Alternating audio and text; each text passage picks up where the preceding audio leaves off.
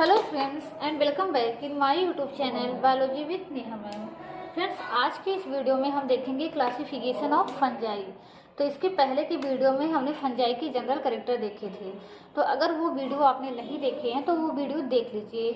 उसके बाद ही ये वीडियो आपको अच्छे से समझ में आएगा क्लासिफिकेशन ऑफ फंजाई।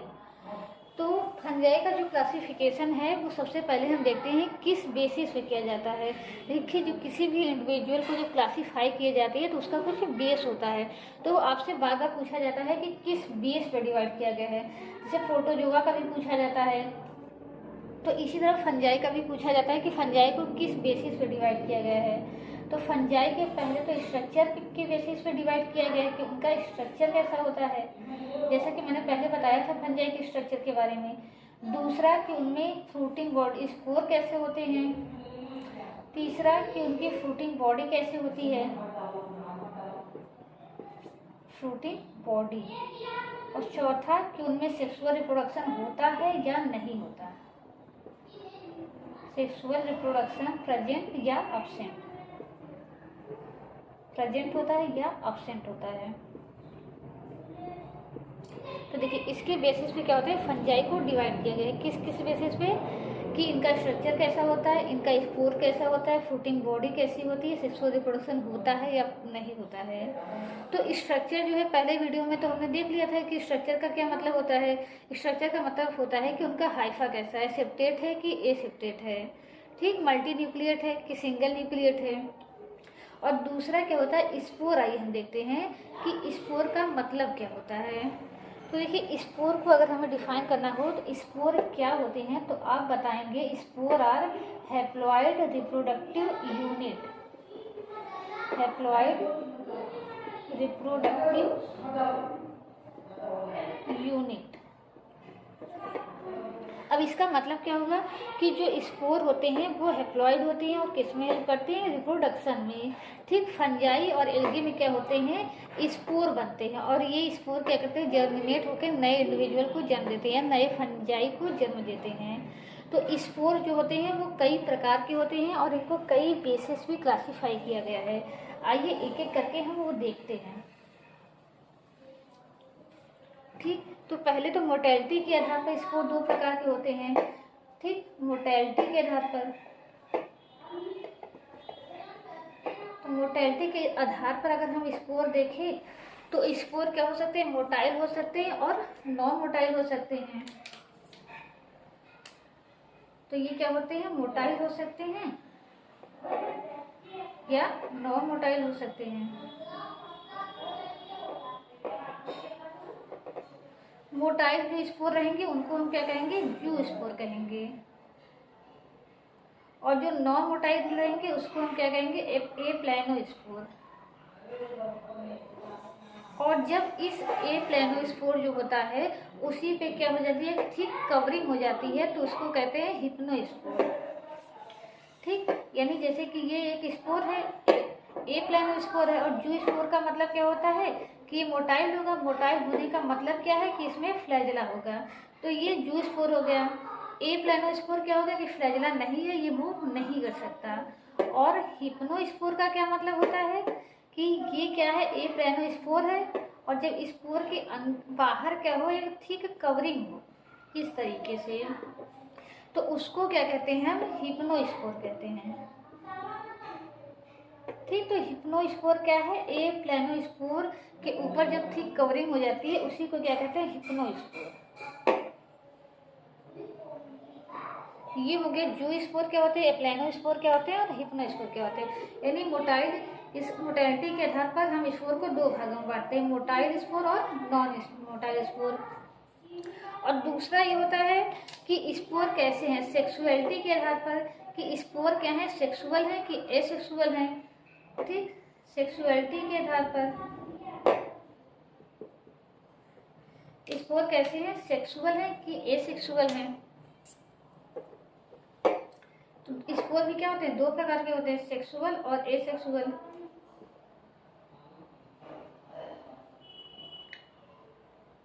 जब स्पोर क्या बनते हैं, सेक्सुअल रिप्रोडक्शन से बनते हैं, यानी सेक्सुअल रिप्रोडक्शन में बनते हैं, तब वो क्या हो गए, सेक्सुअल स्पोर हो गए। और जब एसेक्सुअल रिप्रोडक्शन के द्वारा बनते हैं तो वो एसेक्सुअल रिप्रोडक्शन हो गए, सॉरी एसेक्सुअल स्पोर हो गए। अभी आगे करके हम ये दोनों देखेंगे कि एसेक्सुअल स्पोर कैसे बनते हैं और सेक्सुअल स्पोर कैसे बनते हैं, दोनों में क्या अंतर होता है।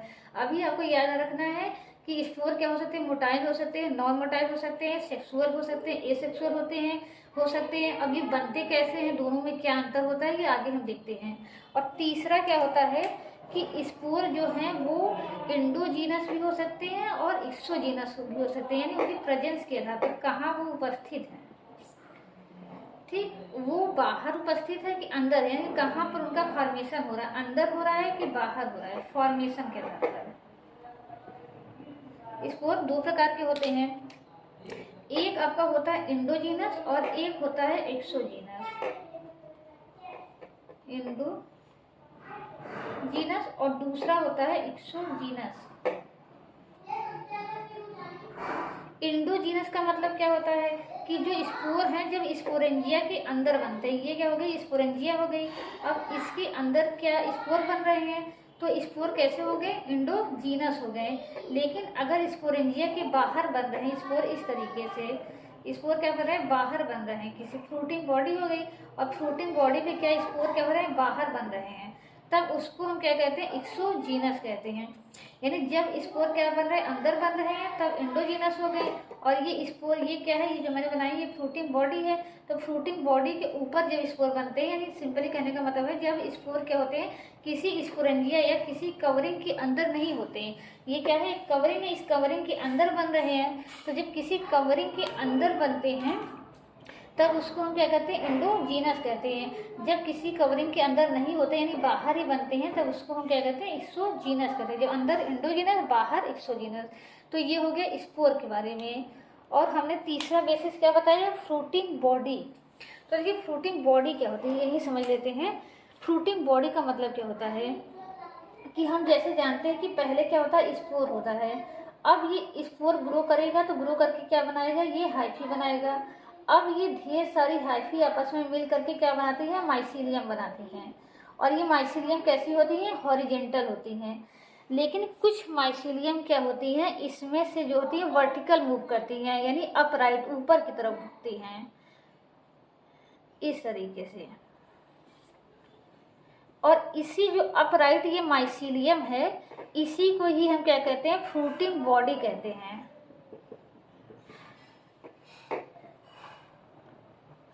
तो अगर आपसे कोई पूछे कि फ्रूटिंग बॉडी क्या होता है, तो आप बताएंगे कि फ्रूटिंग बॉडी क्या होता है, अपराइट माइसीलियम होते हैं, यानी कुछ माइसीलियम क्या होती है ऊपर की तरफ ग्रो कर जाती है, उसी को क्या कहते हैं, फ्रूटिंग बॉडी कहते हैं। इसी फ्रूटिंग बॉडी के ऊपर ही क्या बनते हैं, स्पोरेंजिया बनते हैं। स्पोरेंजिया के अंदर क्या बनते हैं, स्पोर बनते हैं। तो फ्रूटिंग बॉडी के अंदर ऊपर क्या बनता है, स्पोरेंजिया बनते हैं। स्पोरेंजिया के अंदर क्या बनते हैं, स्पोर बनते हैं। या ये भी हो सकता है कि डायरेक्ट क्या हो, स्पोरेंजिया न बने, इसी फ्रूटिंग बॉडी पे ही क्या होंगे, डायरेक्ट क्या बनेंगे, स्पोर बनेंगे। तब उसको हम क्या कहेंगे, तब एक्सोजीनस स्पोर कहेंगे। और अगर स्पोरेंजिया के अंदर बनेंगे तब एंडोजीनस स्पोर कहेंगे। तो इस तरीके से आपको हमने समझा दिया कि जो चार बेसिस पे बांटा गया है स्ट्रक्चर, तो स्ट्रक्चर तो हमने पहले ही समझ लिया था। दूसरा था स्पोर और तीसरी थी प्रोटीन बॉडी। तो अब आइए अब हम समझते हैं क्लासिफिकेशन ऑफ फंजाई। अब आपको अच्छे से समझ में आएगा।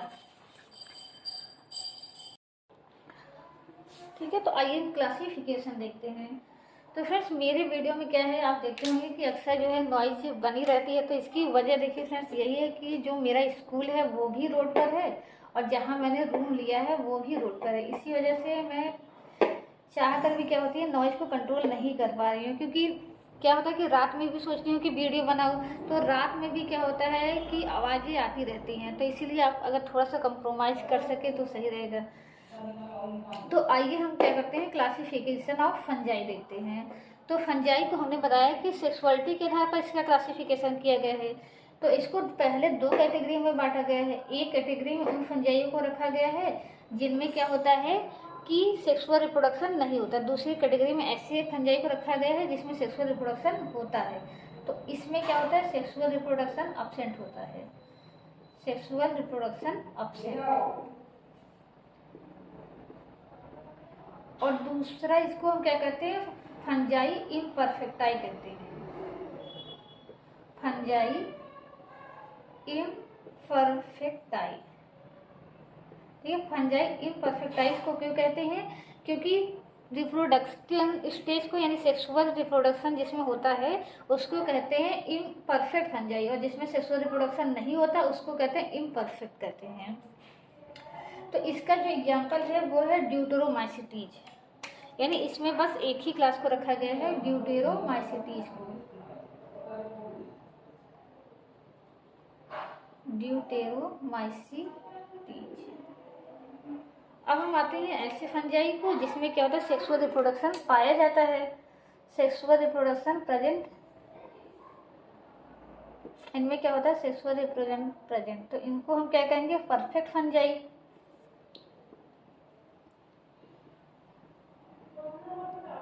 अब इनको भी हम क्या करते हैं, दो भागों में बांटते हैं।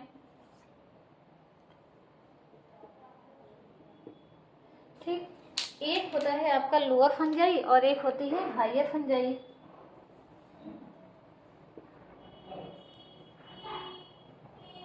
ठीक, और एक होता है हायर फंजाई। तो थोड़ा सा देखिए बच्चों की भी आवाज आ रही है। तो लोअर फंजाई और हायर फंजाई। लोअर फंजाई में किसको रखा गया है, ऐसी फंजाई को रखा गया है जो क्या है, कम विकसित है। तो जैसे हमने बताया था कि कुछ फंजाई ऐसे होते हैं जिनमें क्या होता है कि सिप्टा अब्सेंट होता है, यानी वो लोअर क्लास के होते हैं। तो इसमें ऐसी फंजाई को रखा गया है जिनमें हाइफी क्या होती है, एसेप्टेड हाइफी होती है, एसेप्टेड हाइफी। ठीक, और कैसी होगी, एसेप्टेड है तो जाहिर सी बात है कि सिनोसिटिक होगी। सिनोसिटिक का मतलब क्या होता है, मल्टी न्यूक्लिएट कंडीशन। और इसमें कैसी हाइफी होगी, सेप्टेट होगी। ठीक, अब इसका एग्जांपल क्या है, इसमें एक फाइलम को सॉरी बस एक क्लास को रखा गया है, फाइकोमाइसिटीज को रखा गया है।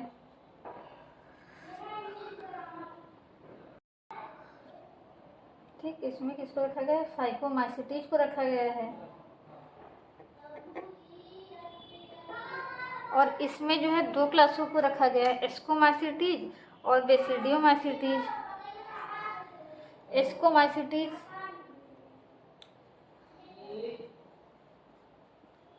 और बेसिडियोमाइसिटीज।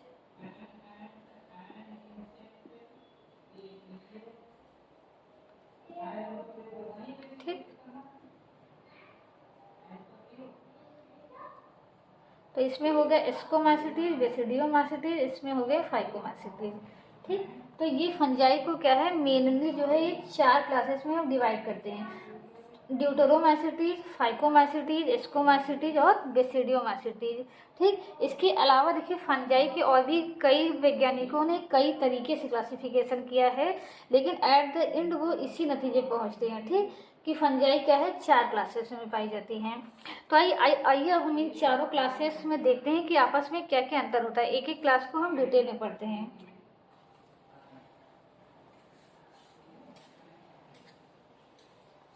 तो सबसे पहले जो है वो शुरू करते हैं फाइकोमाइसिटीज से, और ड्यूटेरोमाइसिटीज क्या है वो सबसे लास्ट में देखेंगे।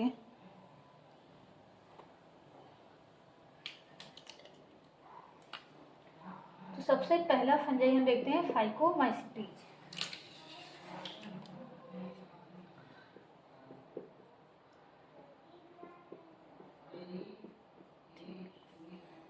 तो हम एक एक फंजाई का क्या देखेंगे, सबसे पहले उसका हैबिटेट देखेंगे, फिर उसका स्ट्रक्चर देखेंगे,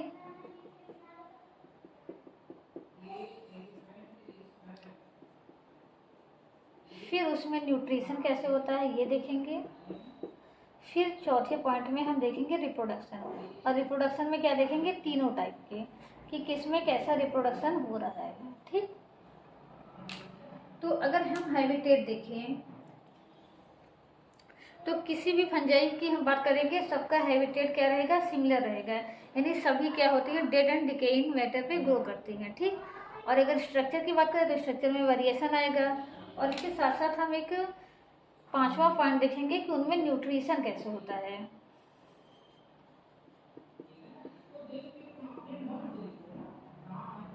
ठीक, तो उनमें 5वां पॉइंट हम देखेंगे न्यूट्रिशन कैसे होता है। तो न्यूट्रिशन हमने फंजाई में सबसे पहले ही बता दिया था। तो सबका हैबिटेट क्या रहेगा, सेम रहेगा, यानी सभी कहाँ ग्रो करेंगे, डेड ऑन डिकेइंग मैटर पे। और न्यूट्रिशन भी सब में क्या होगा, सेम होगा, यानी सभी क्या होंगे, सभी ही क्लास में, चारों ही क्लास में क्या होते हैं, तीनों ही प्रकार के होते हैं, पैरासिटिक भी होते हैं, सेप्रोफिटिक भी होते हैं और सिम्बायोटिक भी होते हैं।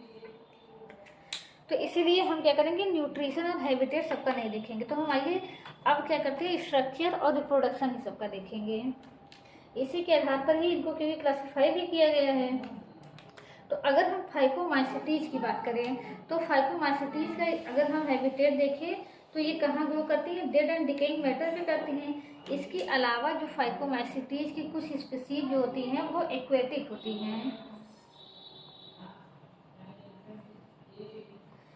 तो अगर ये क्या होंगी, एक्वेटिक होंगी, तो इनमें जो स्पोर पाया जाएगा वो स्पोर कैसा होगा, मूवेबल होगा, क्योंकि पानी में पाया जा रहा है तो एक स्थान से दूसरी जगह पर क्या करेगा, मूव करेगा। तो यानी इनका जो स्पोर होता है वो जू स्पोर होता है।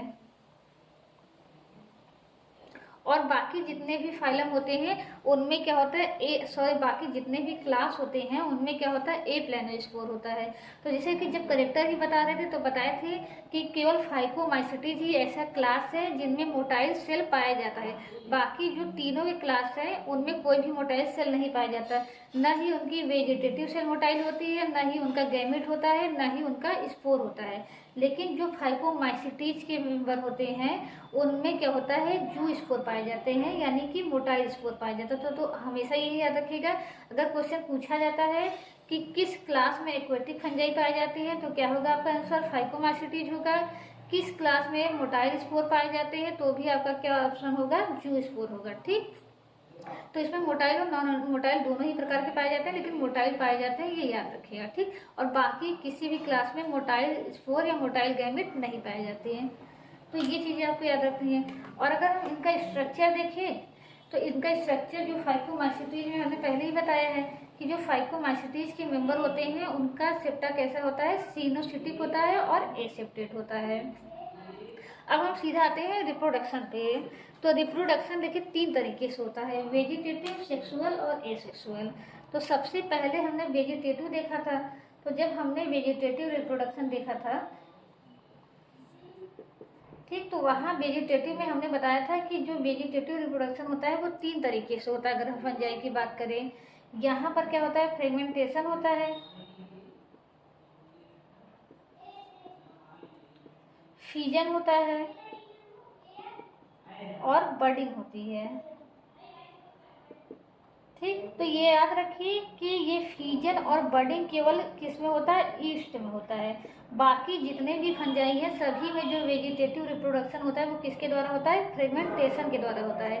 तो यानी फाइकोमाइसिटीज में बात करें तो केवल रिप्रोडक्शन किसके द्वारा होगा, फ्रेगमेंटेशन के द्वारा होगा। बाकी ये फीजन और बर्डिंग किस में होता है, ईस्ट में होता है। और ईस्ट किस में आता है, स्कोमाइसिटीज में आता है। तो यानी वेजिटेटिव रिप्रोडक्शन यहाँ पर फीजन और बर्डिंग नहीं होगा। तो अब हम देखते हैं कि एसेक्सुअल रिप्रोडक्शन इसमें कैसे होता है। तो एसेक्सुअल रिप्रोडक्शन में क्या होगा कि माइसीलियम होगी इस तरीके से, और इसी माइसीलियम पे क्या होगी कि फ्रूटिंग बॉडी बनेगी। फ्रूटिंग बॉडी क्या होती है, अपराइट माइसीलियम, जैसे कि हमने बताया। और इसी फ्रूटिंग बॉडी पर क्या बनेंगे, स्पोरेंजिया बनते हैं। और स्पोरेंजिया के अंदर क्या बनेंगे, स्पोर बनेंगे इस तरीके से छोटे छोटे। ये स्पोर कैसे बन रहे हैं, स्पोर कैसे, इंडोजीनस स्पोर हो गए हैं। और दूसरी प्रकार देखें ये कैसे स्पोर है, एसेक्सुअल स्पोर है। और तीसरी कैटेगरी में देखिए तो ये जो स्पोर बन रहे हैं वो क्या हो सकते हैं, मोटाइल भी हो सकते हैं, नॉन मोटाइल भी हो सकते हैं, यानी एक प्लेनो स्पोर भी हो सकते हैं और या ये जू स्पोर भी हो सकते हैं। ठीक, तो ये बात हुई किसकी, इसमें एसेक्सुअल रिप्रोडक्शन कैसे होता है। अब ये क्या होगा, ये स्पोरेंजिया क्या हो जाएगी, यहाँ से फट जाएगी, ये स्पोर रिलीज हो जाएंगे और ये स्पोर क्या करेंगे, नए फंगल हाइफी को जन्म देंगे। ठीक, इस तरीके से। तो अब आइए, अब इसमें हम देखते हैं कि सेक्सुअल स्पोर कैसे बनते हैं। यदि फाइकोमाइसिटीज में जो होता है वो सेक्सुअल रिप्रोडक्शन कैसे होता है, आइए उसको देखते हैं। तो सेक्सुअल रिप्रोडक्शन में क्या होगा, गैमिट का फॉर्मेशन होता है, यानी यहाँ पर क्या होंगे, 2 डिफरेंट स्ट्रेन के फंगल हाइफी होंगे। एक प्लस होगा एक माइनस होगा। यहाँ पर डिफरेंट फिगर, ये दोनों क्या होते हैं, अलग अलग होते हैं। यहाँ पर मेल और फीमेल का भी प्रयोग कर सकते हैं, या हम कहते हैं डिफरेंट स्ट्रेन के होते हैं, एक प्लस होता है एक माइनस होता है। और दोनों में क्या बनेंगे, गैमेट्स बनेंगे। ठीक, अब ये गैमेट्स क्या करेंगे, आपस में फ्यूज करेंगे। फ्यूज करने के बाद क्या होगा, सबसे पहले क्या होती है, प्लाज्मोगैमी होगी, यानी दोनों के जो होंगे प्रोटोप्लाज्म आपस में मिलेंगे, फिर दोनों के न्यूक्लियस आपस में मिलेंगे। तो सबसे पहले क्या होता है, प्लाज्मोगैमी होगी।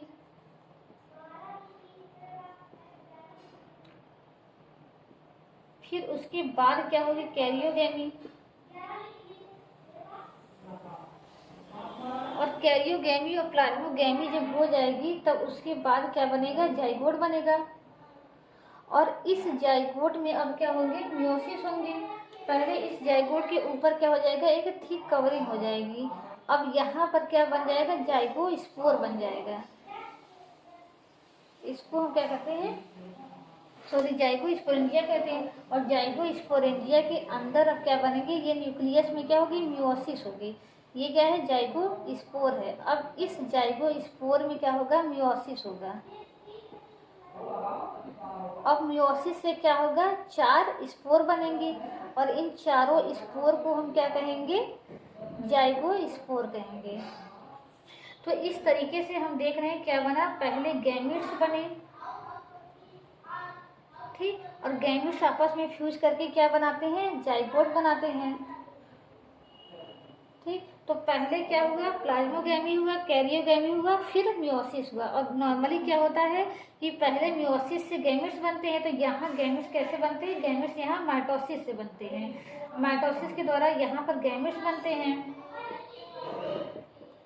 और फिर उसके बाद क्या हो जाती है, प्लाज्मोगैमी होती है, कैरियोगैमी होती है, जिससे जाइगोट बन जाते हैं। और जाइगोट ये कैसा रहेगा, 2n होती है।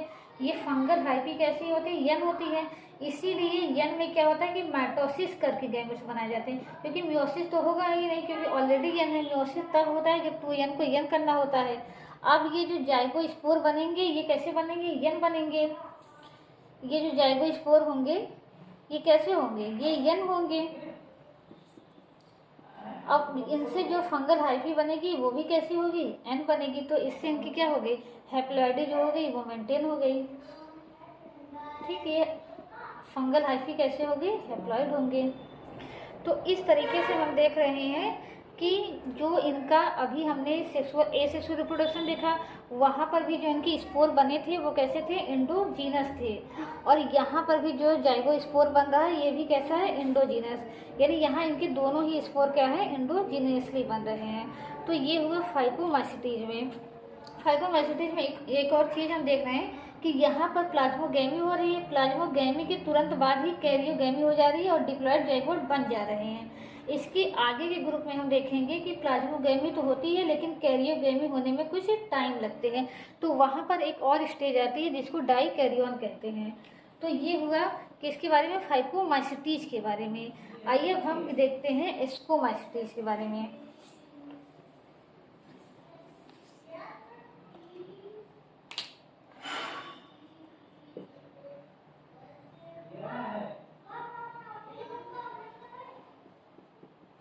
स्कोमाइसिटीज के बारे में, तो हैबिटेट सबका सेम रहेगा, न्यूट्रिशन सबका सेम रहेगा।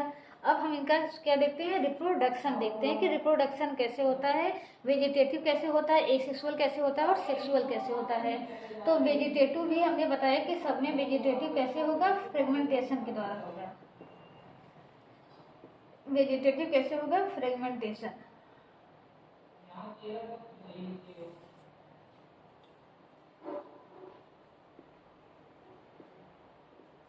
फ्रेगमेंटेशन के द्वारा होगा।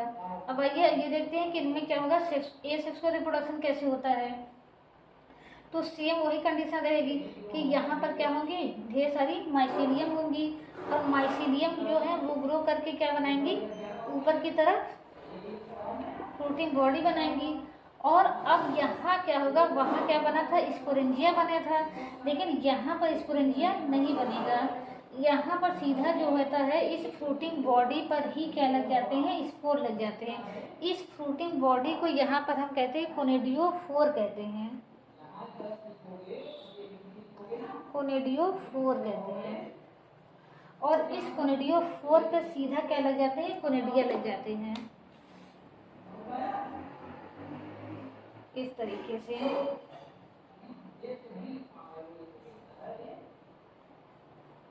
ठीक, तो अब अगर पूछा जाए कोनिडिया कैसे स्पोर होते हैं, तो आप बताएंगे कोनिडिया जो है वो एक्सोजीनस स्पोर होते हैं और कैसे होते हैं, नॉन मोटाइल होते हैं। तो इस तरीके से ये हो गया कि इसको माइसिटीज में कैसे स्पोर बनते हैं, कोनिडियो स्पोर बनते हैं। इसको जो कहते हैं, इसको हम क्या नाम देते हैं, कोनिडिया कहते हैं।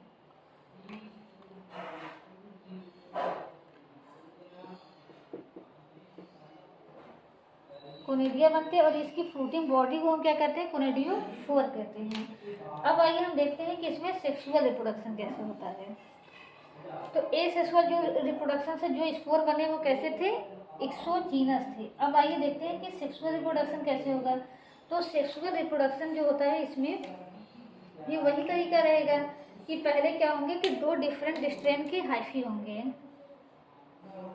दो डिफरेंट स्ट्रेन के फंगल हाइफी होंगे, प्लस और माइनस। इनसे क्या बनेगा, माइटोसिस के द्वारा क्या बनेंगे, गैमेट्स बनेंगे। और फिर उसके बाद क्या होगा, प्लाज्मोगैमी होगा, यानी कि दोनों के प्लाज्मा मेम्ब्रेन आपस में फ्यूज करेंगे, लेकिन दोनों के न्यूक्लियस नहीं फ्यूज करेंगे। यानी यहाँ पर क्या हो गई, प्लाज्मोगैमी हो गई।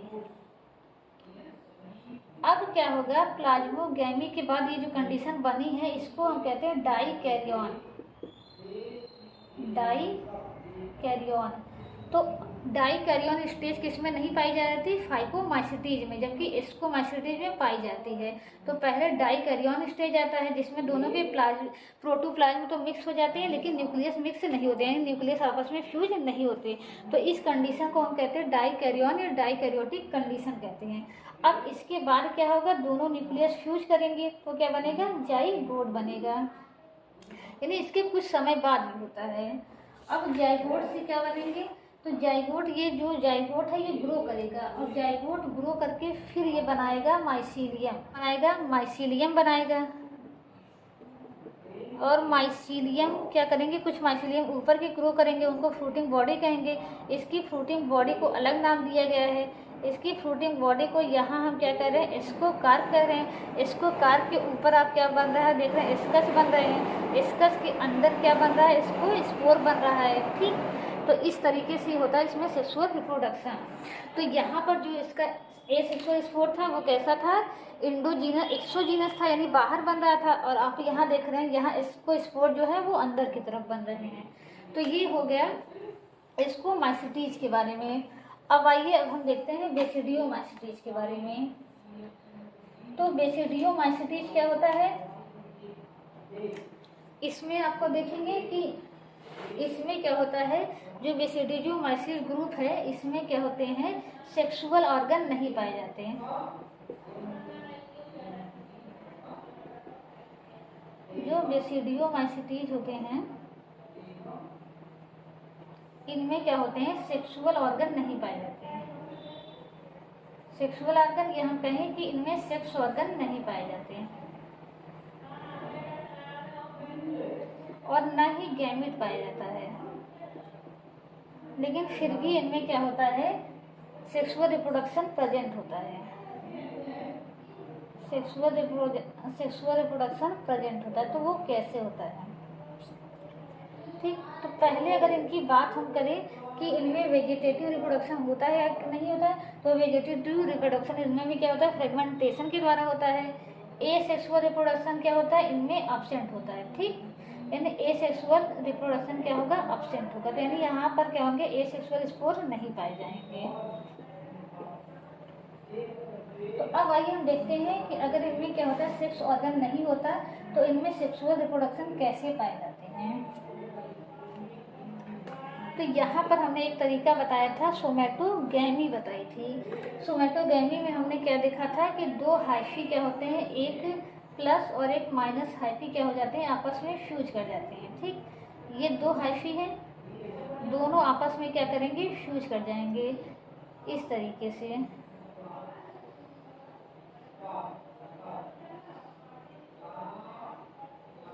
ठीक, यानी इनका न्यूक्लियस क्या होगा, आपस में फ्यूज कर जाएगा।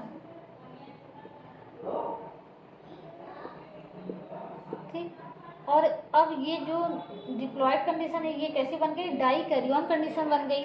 अब ये हाइफी क्या करेगा, इसी तरीके से ये ग्रो करेगा।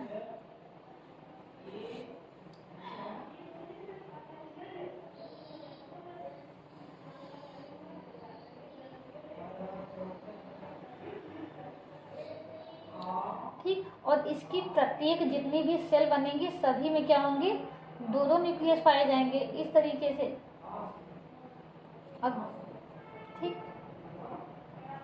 अब ये ग्रो करके क्या बना लेगा, फ्रूटिंग बॉडी बना लेगा इस तरीके से, जैसा कि हम एगेरिकस में देखते हैं।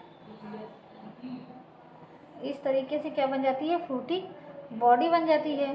अब फ्रूटिंग बॉडी जो बनती है यहाँ पर क्या होते हैं, नीचे गिल्स पाए जाते हैं इस तरीके से।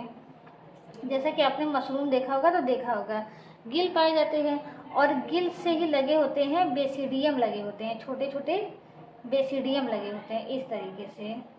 और बेसिडियम के अंदर क्या पाया जाता है, बेसिडियो स्पोर पाया जाता है। तो ये क्या है, इसकी फ्रूटिंग बॉडी है।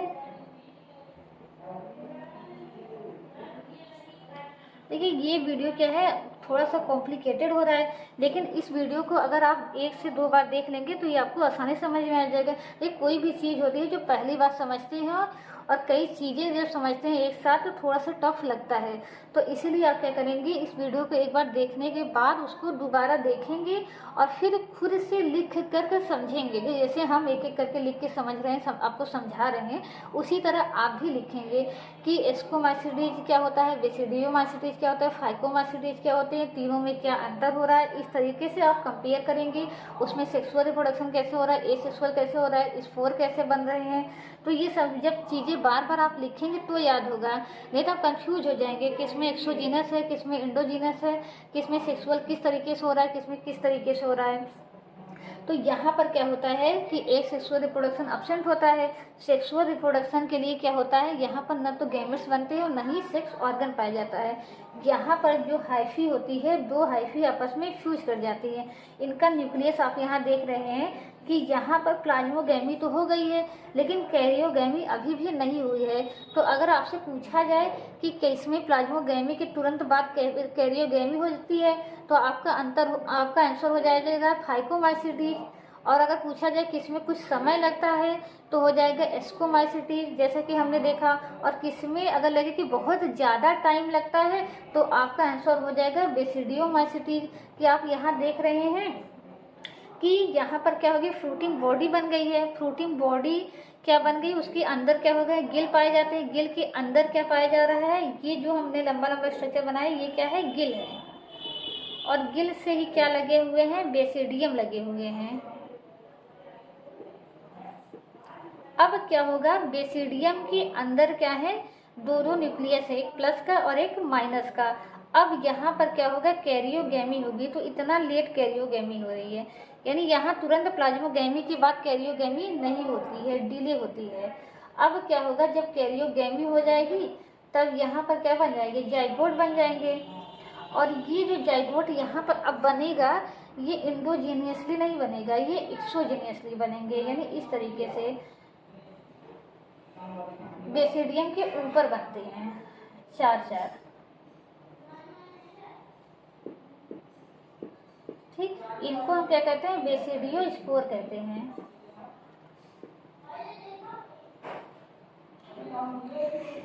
तो ये हो गया कि इसमें सेक्सुअल रिप्रोडक्शन कैसे होता है। तो अब अगर यहाँ इसका स्पोर देखें कैसा है, इसका स्पोर क्या है, नॉन मोटाइल है। सेक्सुअल बेसिडियो स्पोर अगर आपसे पूछा जाए कैसा स्पोर है तो सेक्सुअल स्पोर है, नॉन मोटाइल स्पोर है, और कैसा है, एक्सोजीनियसली बन रहा है।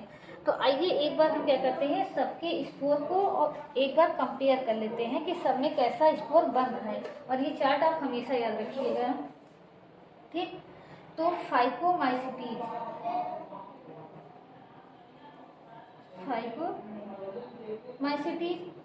एस्कोमाइसिटीज, और तीसरा है आपका बेसिडियोमाइसिटीज।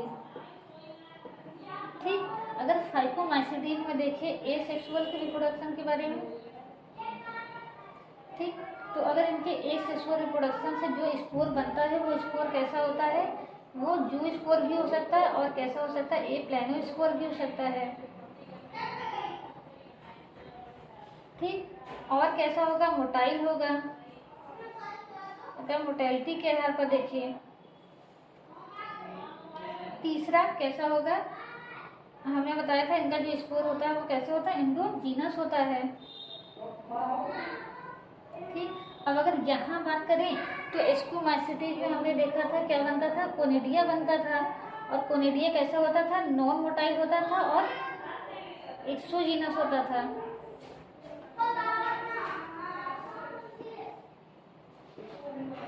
कोनिडिया कैसा होगा आपका, नॉन मोटाइल। और कैसा होगा, एक्सोजीनस होगा। और अगर यहाँ हम देखें तो यहाँ क्या है, एब्सेंट। अब आते हैं इनके सेक्सुअल स्कोर के बारे में।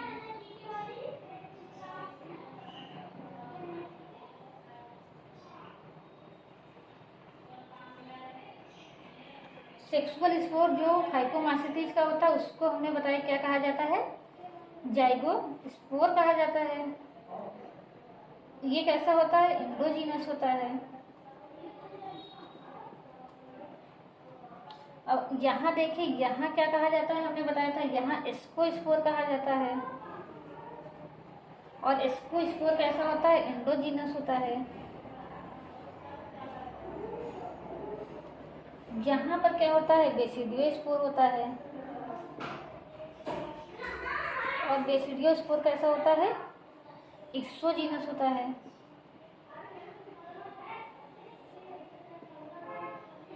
ठीक। मोटाइलिटी की बात करें तो ये क्या हो सकता है, इसमें क्या हो सकता है, ये मोटाइल भी हो सकता है, नॉन मोटाइल भी हो सकता है, लेकिन ये दोनों क्या होते हैं, नॉन मोटाइल ही होते हैं। तो इस तरीके से हमारा क्या हो गया, कंपेरिजन हो गया। अब हमारा देखिए लास्ट क्लास बचा है ड्यूटेरोमाइसिटीज। ड्यूटेरोमाइसिटीज बचा है। ड्यूटेरोमाइसिटीज क्या होता है, परफेक्ट इनपरफेक्टाइल फंजाई इसमें आते हैं। यानी इसमें ये क्या है, एक टेम्परेरी ग्रुप है, एक टेम्परेरी ग्रुप है। इसमें क्या किया गया है, ऐसे फंजाई को रखा गया है जिनकी सेक्सुअल स्टेज अभी डिस्कवर नहीं की गई है। तो जिस फंजाई की सेक्सुअल स्टेज अभी डिस्कवर नहीं की गई है उसको हम क्या कर देते हैं, उसको ड्यूटेरोमाइसिटीज पे रख देते हैं। जब उसकी सेक्सुअल स्टेज डिस्कवर हो जाती है तब उसको हम किस में रख देते हैं, जिस ग्रुप में जिससे उसका करेक्टर मैच करेगा, फाइकोमाइसिटीज से, एस्कोमाइसिटीज से या बेसिडियोमाइसिटीज से, तब उसको इसमें रख देंगे। जब तक उसकी सेक्सुअल स्टेज डिस्कवर नहीं होती तब तक वो कहाँ रहता है, ड्यूटेरोमाइसिटीज में रहते हैं। यानी ऐसी सभी फंजाई जिनमें सेक्सुअल रिप्रोडक्शन नहीं होता है उनमें किसको रखा, उसको किस में रखा गया है, ड्यूटेरोमाइसिटीज में रखा गया है। अब आइए हम एक एक फंजाई का अब हम एग्जाम्पल देख लेते हैं कि किस फंजाई का क्या क्या एग्जाम्पल है। तो सबसे पहले आप नोट करिए फाइकोमाइसिटीज के क्या एग्जाम्पल हैं।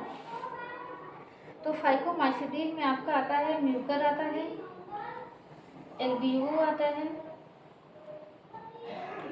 राइजोपस आता है। ठीक। अगर वही हम बात करें एस्कोमाइसिटीज की तो एस्कोमाइसिटीज में ईस्ट आता है, पेनिसिलियम आता है, ईस्ट हो गया, पेनिसिलियम हो गया, एस्परजिलस हो गया,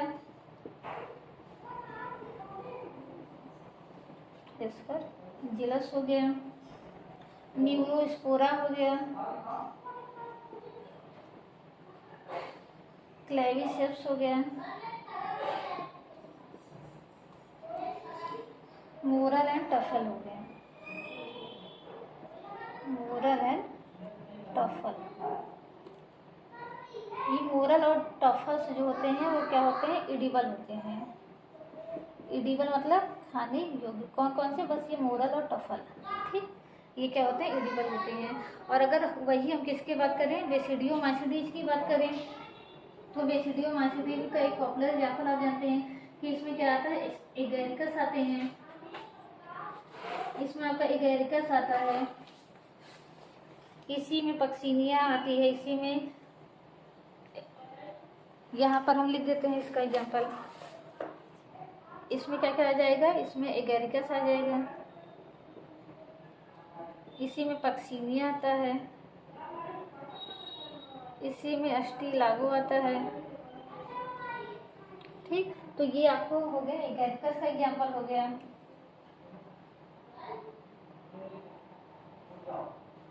इसको एक और नाम से हम जानते हैं ब्रैकेट फंजाई, ब्रैकेट फंजाई नाम से। अगर कोई पूछे ब्रैकेट फंजाई किसको कहते हैं, तो जो बेसिडियोमाइसिस के एनिमल्स होते हैं, सॉरी स्पीसीज होती है, उनको हम कहते हैं। या इसको एक और नाम से हम जानते हैं पफ बॉल नाम से जानते हैं, पफ बॉल्स। ठीक, अब ड्यूटेरोमाइसिटीज का एग्जांपल देख लेते हैं कि ड्यूटेरोमाइसिटीज में कौन कौन सा आता है। ड्यूटेरो का देखते हैं, इसमें अल्टरनेरिया आता है, ट्राइकोडर्मा आता है और कोलेटोट्राइकम आता है। अल्टरनेरिया आता है, कोलेटोट्राइकम आते हैं, कोलेटोट्राइकम आते हैं और ट्राइकोडर्मा आता है। तो फ्रेंड्स, ये रहा हमारा पूरा फंजाई का क्लासिफिकेशन, जो कि मैंने बहुत ही अच्छे से आपको समझाने का प्रयास किया है। तो अगर आपको अच्छे से समझ में आया हो तो प्लीज़ कमेंट करके बताइएगा कि हाँ मैम अच्छे से समझ में आ गया है। अगर कोई दिक्कत हुई होगी तो वो भी बताइए कि आपको किस पॉइंट पे समझ में नहीं आया है। तो कल के वीडियो में हम क्या करेंगे, एक इम्पॉर्टेंट चीज़ देखेंगे। एक आपने नाम सुना होगा क्लम्प कनेक्शन का, तो वो क्लम्प कनेक्शन क्या होता है उसको हम जानेंगे।